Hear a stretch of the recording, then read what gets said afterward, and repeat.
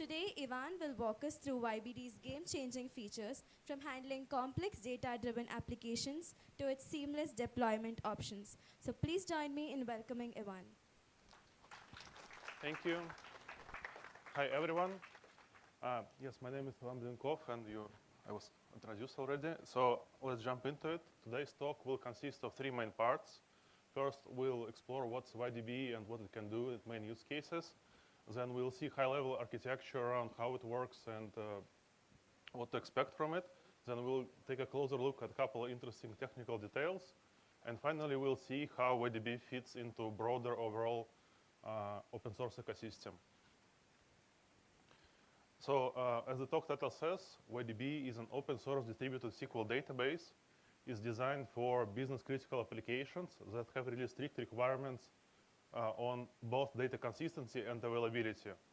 To accommodate this, YDB provides distributed transactions that provide serializable isolation level by default, which is stricter than most other DBMS do.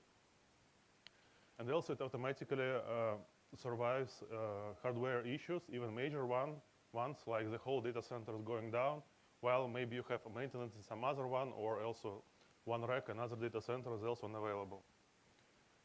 Initially, YDB started as transactional database, but over the years, it grew to be more like data platform with a bunch of extra features like column-related tables for analytics, topics similar to Apache Kafka topics, federated queries, and so on. On the slide, you can see typical industries that use YDB, and also a bunch of user logos that you likely won't recognize because they're from different parts of the world. But the point here is that these kind of requirements usually come from two things. It's either directly managing business data, so like financial transactions, orders in e-commerce, taxi rides, clicks on advertisements, and so on. So when you have direct impact of your data unavailability or outages to your business and your revenues. Or by second option is if you provide low-level infrastructure for other businesses to rely on with similar consequences. On the slide, you can see key milestones in YDB's history, but the key takeaway here is that YDB is a pretty mature technology with well over a decade of development invested into it. But it's only 2 years in open source under Apache 2.0 license, which is one of the most permissive open source licenses, allowing even commercial use for free. And we'll briefly touch other topics later in the talk. So how YDB works? First of all, to accommodate these kind of requirements, it normally is running on a cluster. And in most cases, these clusters span multiple data centers to accommodate these kind of outages. YDB clusters consist of two main nodes, compute nodes highlighted in blue, and storage nodes in purple. Let's quickly walk how a typical SQL query path works. This cluster provides for a site world a few like common APIs. So on the slide you can see the YDB native one. It is based on gRPC, which is a common cross-service communication library that provides code generation for both clients and servers. And for clients, we also provide SDKs that basically wrap these generated clients to add some features that are useful for applications talking to databases like proper read-writes of transactions, load balancing, and so on. So once the request comes to the cluster, to the proxy component, it gets passed to the query processor, which is the kind of orchestrator of the whole query execution. So it, in a distributed fashion, it understands which other components need to be involved to produce the requested result. Often, it needs to execute a distributed transaction with a separate mechanism we will quickly return to later. And most of YDB features are implemented in a framework we built that we call tablets. So a tablet is a lightweight user space process so you can have much more tablets in a system that you could have operating system threads. And these tablets talk to each other only via message passing. This is similar to actors you can find in Erlang, Akka, and similar technologies. And each tablet has its own private state that it stores on reliable distributed storage. So also with all this redundancy. So and basically, distributed storage is specialized. So it's not some external third-party thing. It's a specialized system that's designed specifically to store tablet states. And also, fun fact, it stores data not on file system of sorts, but it directly works with disk drives via block devices and tries to leverage their physical properties to do it efficiently. So that's the second part. We'll take a closer look later. So, and this design allows these tablets to easily move between nodes because you can kind of always restore its state from remote storage. And this allows for two main things. First, it allows you to restart this failed process on another node in case of any failure. So if some issue with the node, you can easily continue processing what you are doing somewhere else.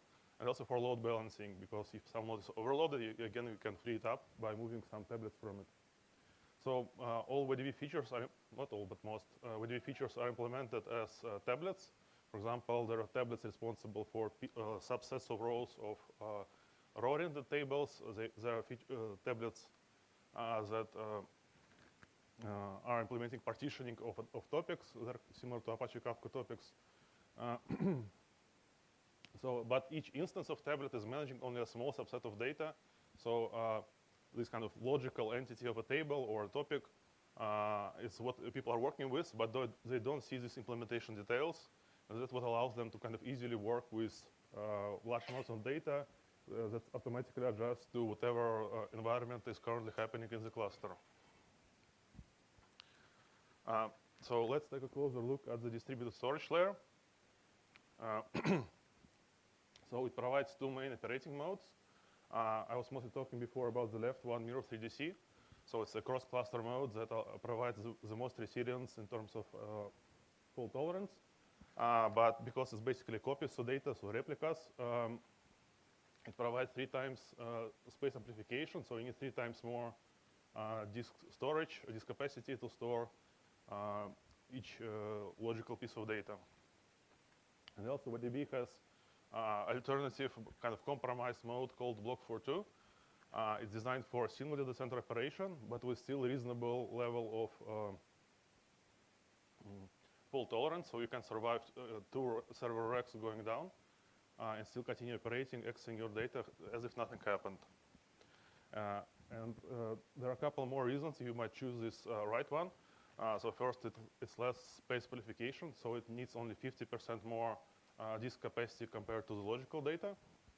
And second is this distributed transaction. They require multiple network hops to execute, and inside single data center, it leads to lower latencies of transactions than comparing to going between data center for each transaction. Let's see how Mirror 3DC works, the first topology. So you can see we have 3 data centers and 3 nodes in each data center, ideally in separate server racks. So this kind of minimal setup that makes sense, and we'll see why in the next slides. And to explore how this works, we'll use write operations as an example. So in normal case, when everything is working fine, it's simple. You choose one node in each data center and write a copy of data to it. You've got 3 copies.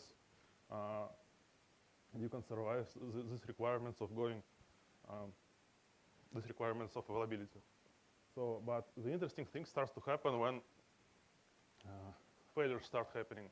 So if you have large enough cluster, you might have disk failures and node failures happening daily, and full data center outages are also not something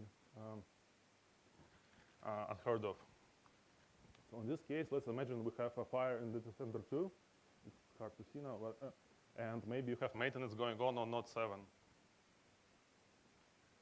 So in this case, we need to write 4 copies of data to continue maintaining these guarantees of surviving this kind of outages. Anyone has idea why 4? No? So it's to continue accommodating multiple failures like this going one after another. So let's imagine this previous failure was resolved somehow, and immediately or shortly after it, another similar one happens in different data center and different another node. So if you wrote on the previous slide only to 3 copies, you might get unlucky, and the 3rd copy would end up on node 4, and you will lose read access to your data. But in this example, node 1 is a kind of surviving one from the previous write that will still allow you to read back whatever you originally wrote. And then similarly, after this new failure happened, or new write operations will still be able to find 4 more nodes to continue doing the same thing over and over, and thus always providing you access to your data no matter what. Like as long as you stay in inside this failure module. So a single data center block 4.2 works similarly, but it uses a different approach. So instead of copies, copies of data, it uses an approach called erasure coding. So basically, it's an approach when you create 6 parts out of your original piece of data. It's 4 data parts and 2 parity parts. And there is a bunch of math that's based on Galois fields, if anyone into it, that allows you to restore the original piece of data from any 4 parts out of 6. Basically, this allows you to lose any 2 server racks and still get access to your originally written data. And if you were wondering why 8 nodes and not 6, it's because you still want to continue having 6 separate server racks to write new 6 parts, even if the outage is happening right now. The second technical highlight I want to give is transactions. So distributed storage we just explored is providing reliable storage of state of each tablet. And from the user perspective, you'd want to have transactions not inside one single row, but between rows of single tables and between different tables, between topics and tables, and so on. So you need transactions that are kind of global, involving multiple tablets at the same time. So that's why we have separate mechanism for doing this. And also, YDB provides more strict guarantees than many other databases for this, called serializable isolation. So the initial implementation of these transactions were based on this research paper that's cited in the bottom. The paper is called Kelvin. It's from Yale University. And it introduced an algorithm that's called deterministic transactions. It's in nature similar to Raft and Paxos that are more widely known. But in general, it fitted better the requirements of what we had at the time. But there's one big downside, that it limits what kind of transactions can be executed using this approach. So for instance, it requires you to know in advance which subsets of keys or table rows will be part of transactions before you start executing it. And in real world scenarios, that not always viable to know this in advance. For example, you might have secondary index that you use to resolve which keys you need to read from the main table. And thus you figure out the keys along the way. So initially we had this requirement exposed to end users, but over time we built these 2 extra mechanisms, optimistic locking and MVCC, to allow a wider range of user-level transactions that basically use deterministic transactions as a building block to execute multiple of them and still check that everything is correct as user requested. So check the paper if you're interested. And the last part is about YDB in open source. So when the project was originally open sourced, it already had its own ecosystem, which also was open sourced SDKs and integrations and so on. But one of the first things users requested was integrations with other ecosystems. That's why we invested into PostgreSQL compatibility mode and Apache Kafka compatibility mode. And similarly, historically it was mostly deployed using proprietary deployment tools, but now we're working actively on basically we have Kubernetes separator and Ansible playbooks to deploy with more widely used approaches globally. Same goes for integrations with observability and data management. So these are just examples of technologies we integrate with. I have only a minute to cover this, how Postgres compatibility mode works. So basically we take clients from PostgreSQL ecosystem because we want to be compatible with them. We had to re-implement PostgreSQL wire protocol because the original implementation is kind of weird because it forks operating system process for each client connection, which is resource intensive and doesn't scale. We took the components that implement most of semantics of how SQL queries are executed from Postgres, but reused all our infrastructure with tablets and storage and transactions to provide all these properties people care about when they choose YDB. To wrap things up, we're looking for contributors. So the core platform is built from scratch in C++. We have branch separator, Ansible playbooks, SDKs in all major programming languages, documentation Markdown. If you're into stuff like this, please go check it out on GitHub with QR code. Or you can find us as YDB platform.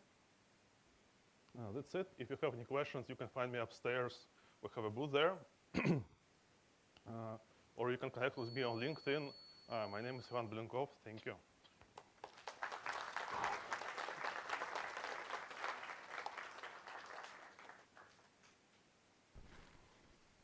Any questions?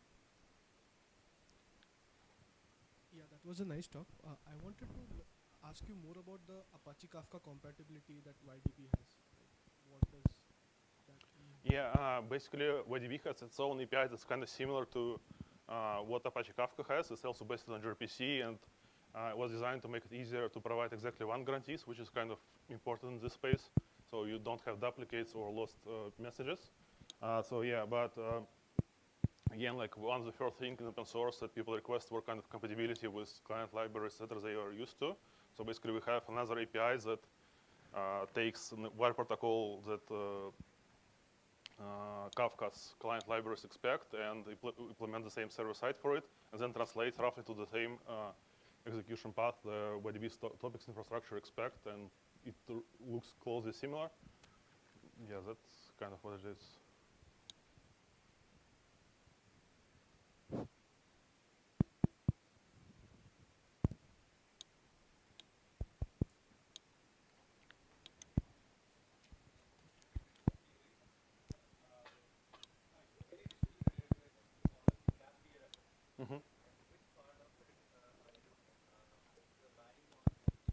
It's CP. The question is what part of CAP theorem is it relies on, and basically it gets the closest to CP part of it. Yes. So we use optimistic locking and multi-version concurrency control, so it looks similar to what you would expect from other databases like Postgres and others.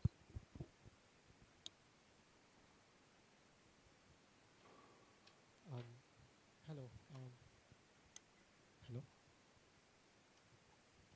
Hello. Am I audible? Yeah. So you mentioned that that you need to write to at least 4, where the other node is in a different data center, right? In your 3 data center architecture. So when the 2 nodes that were down before come back up, you're going to replicate to those 2 again when it's up? Because you have time to do that, and failures might happen frequently enough, so kind of you're unlucky.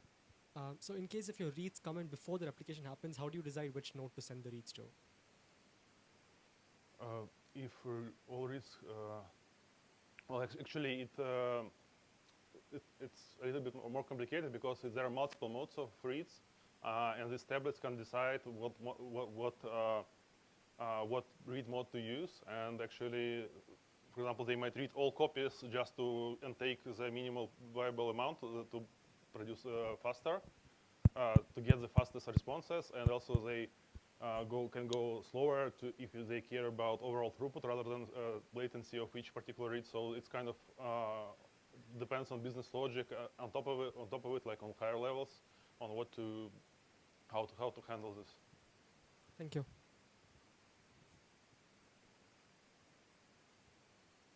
Hi, I had a small doubt about the database thing. So do we have to have a separate special configuration to set this distribution up, or does it happen natively? And also, when you do a write operation, let's say some kind of a locking write. So I'll just repeat my question. So to configure this, do you have to specially configure anything on each node level? And let's say you have a write, like a locking write. So how will it handle across each and every worker? So will it be locking all the workers at the same time, or how does it work? This locking, it works not on workers. It basically checks correctness of the overall transaction. So it works not on workers. It works on ranges of table keys, like because they're all kind of ordered by primary key. Yeah, and that's for configuring each node. So obviously there might be some operating system configurations you might want to make just to make performance better. But in general, the trickiest part here is that nuance I mentioned about working with raw devices. For example, I had another talk a few weeks ago in Hong Kong about how to pass block devices from your host machines to Kubernetes. They have like 5 ways to do it with different trade-offs. Yeah, so obviously there are some nuances around it, but in general, all this sharding and something basically boils down to choosing which of these topologies you actually care about. So this is kind of the main one we recommend. And it's cluster like administrator, DevOps, or whatever you call him, needs to choose like which kind of way you want to go depending on how much hardware you have, how much space and latency requirements you have. So that's kind of the main thing. And after this, it's like nothing way too special. So basically all sharding is happening automatically. So from application standpoint, you are just working with a petabyte size table, and it somehow load balances, self-heals if something happens. So it's not application developers' problem to how all this happens.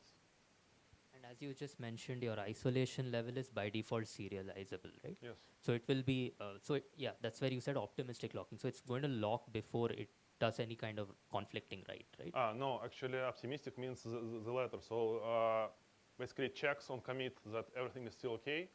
And there are trade-offs around this. So you might like hope that it happens, but so it's like with pessimistic, optimistic, like in normal life. You might hope that it will happen, but you'll be not so good surprise in the end. Or you might be pessimistic in the beginning and not even try. So depending on the workload, it has some performance properties, and you might need to retry if you ended up. So there's specific error code that says, hey, you need to retry this. And you might see it in this approach, but it happens on commit and not on first operation. So it's different from some other DBMS that do pessimistic locking. Thanks for resolving the query. Thank you. Thank you. I think we're out of time. Thanks again.